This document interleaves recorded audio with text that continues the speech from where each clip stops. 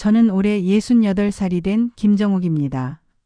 평생을 식품 영양학을 연구하며 살아온 교수로 음식이 사람의 몸을 어떻게 바꾸는지에 대해 연구해 왔습니다.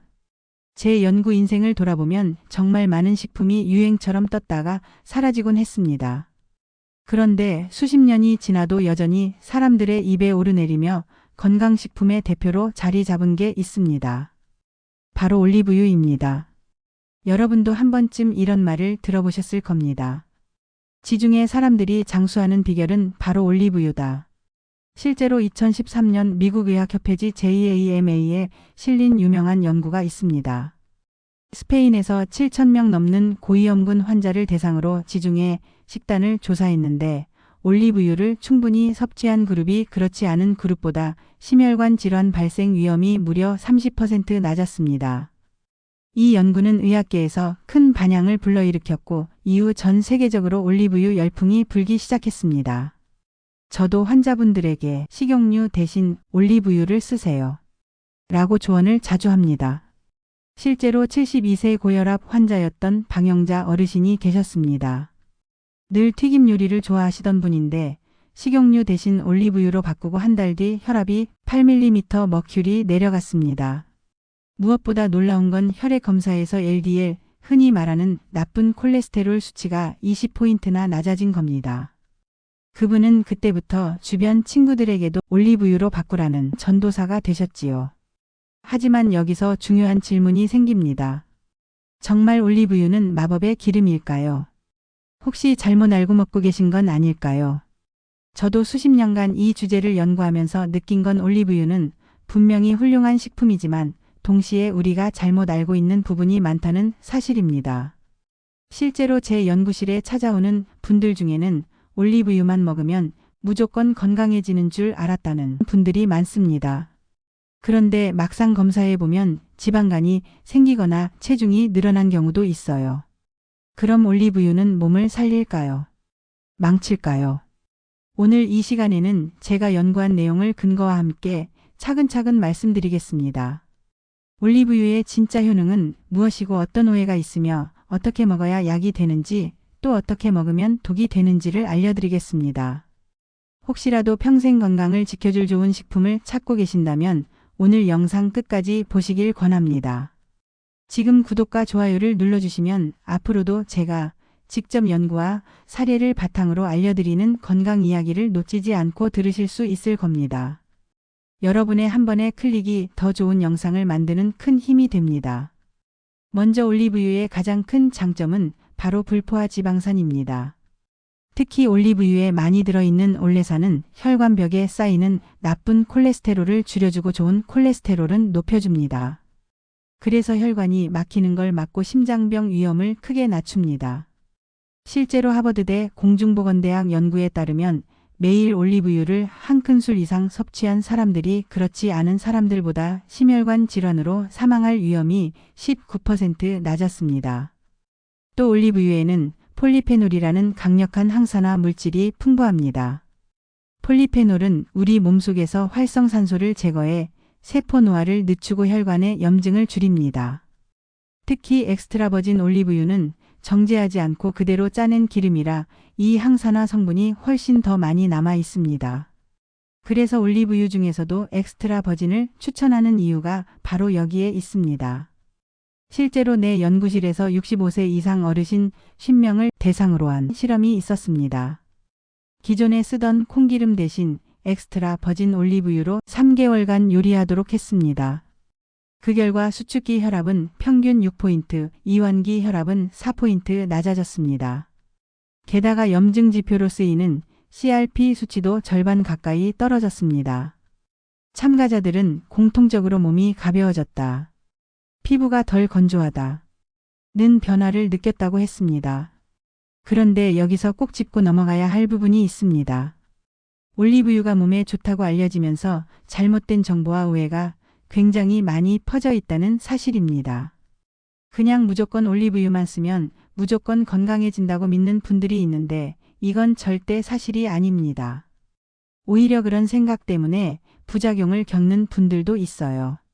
첫 번째 오해는 올리브유는 열에 약해서 절대 가열하면 안 된다는 말입니다. 아마 여러분도 이런 얘기 들어보셨을 거예요. 그런데 이건 반은 맞고 반은 틀린 이야기예요. 올리브유, 특히 엑스트라 버진 올리브유는 발연점이 약 180도에서 200도 정도 됩니다. 이 말은 보통 우리가 볶음이나 살짝 굽는 요리를 할 때는 충분히 사용할 수 있다는 뜻이에요. 실제로 스페인이나 이탈리아에서는 볶음, 구이, 심지어 튀김에도 올리브유를 많이 씁니다. 중요한 건 너무 오래, 너무 높은 온도에서 가열하지 말라는 거죠. 한번 올리브유를 끓는 기름처럼 과열시키면 좋은 성분이 파괴될 수 있으니 적당한 온도에서만 쓰시면 됩니다. 두 번째 오해는 올리브유는 많이 먹을수록 좋다는 생각입니다. 제 연구실에도 이런 환자분이 계셨습니다. 하루에 2큰술이면 충분한데 좋다는 얘기를 듣고 하루에 반컵 가까이 드셨던 거예요. 그 결과 혈액 검사에서 중성지방이 확 올라가 버렸습니다. 올리브유가 좋은 기름인 건 맞지만 결국 기름은 기름이에요. 열량이 높기 때문에 과하면 체중이 늘고간에 부담을 줄 수 있습니다. 올리브유도 적당히 하루에 한두 큰술이면 충분하다는 걸 기억하셔야 해요. 세 번째는 요즘 많이 회자되는 문제인데요. 바로 가짜 올리브유입니다. 안타깝게도 우리가 마트에서 흔히 사는 올리브유 중에는 100% 올리브유가 아닌 제품도 있다는 거 아세요? 실제로 몇 년 전 미국과 유럽에서 시중에 판매되는 올리브유를 조사했는데 상당수가 다른 값싼 기름과 섞여 있었습니다.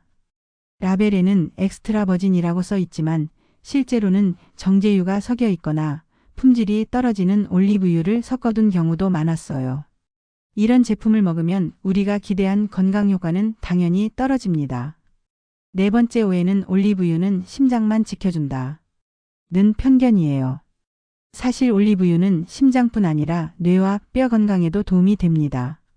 올레산이 뇌신경을 보호하고 폴리페놀 성분은 기억력 저하를 늦추는 데 효과가 있다는 연구가 있어요. 또 칼슘 흡수를 도와 뼈를 튼튼하게 만드는 역할도 합니다. 그런데 많은 분들이 올리브유는 그냥 심장병 예방용이라고만 생각하시더라고요. 그래서 뇌 건강, 치매 예방, 골다공증 예방에도 도움이 된다는 사실을 꼭 말씀드리고 싶습니다. 이렇듯 올리브유는 분명히 좋은 기름이지만 오해와 잘못된 정보 때문에 기대한 효과를 못 보거나 오히려 건강을 해치는 경우도 있어요. 그렇다면 이제 중요한 건 어떻게 먹어야 진짜 약이 되는가겠지요. 다음으로는 올리브유를 제대로 고르고 올바르게 먹는 방법을 알려드리겠습니다. 자, 이제 가장 중요한 이야기를 해드리겠습니다. 올리브유를 어떻게 먹어야 진짜 약이 되는지, 또 어떤 제품을 골라야 제대로 효과를 볼 수 있는지 말입니다. 먼저 하루 권장 섭취량부터 말씀드리겠습니다. 연구 결과와 임상 사례를 종합해 보면 하루에 약 15ml, 그러니까 큰 숟가락으로 한 숟가락 반 정도가 가장 적당합니다. 이 정도만 꾸준히 드셔도 심혈관 건강에 충분한 효과가 나타납니다. 그런데 많은 분들이 좋다고 생각해서 한 컵씩 마시듯 드시는데 그건 오히려 해로울 수 있어요. 앞서 말씀드렸듯이 올리브유도 결국 기름이고 칼로리가 높기 때문에 과하면 체중 증가와 지방간으로 이어질 수 있습니다. 적당히 꾸준히가 핵심입니다. 그럼 구체적으로 어떻게 드셔야 할까요? 가장 좋은 방법은 날 것 그대로 섭취하는 것입니다. 샐러드에 뿌리거나 구운 채소 위에 올리거나 따뜻한 밥에 살짝 비벼 드시는 것도 좋습니다. 이렇게 하면 올리브유 속 폴리페놀과 비타민이 그대로 흡수됩니다.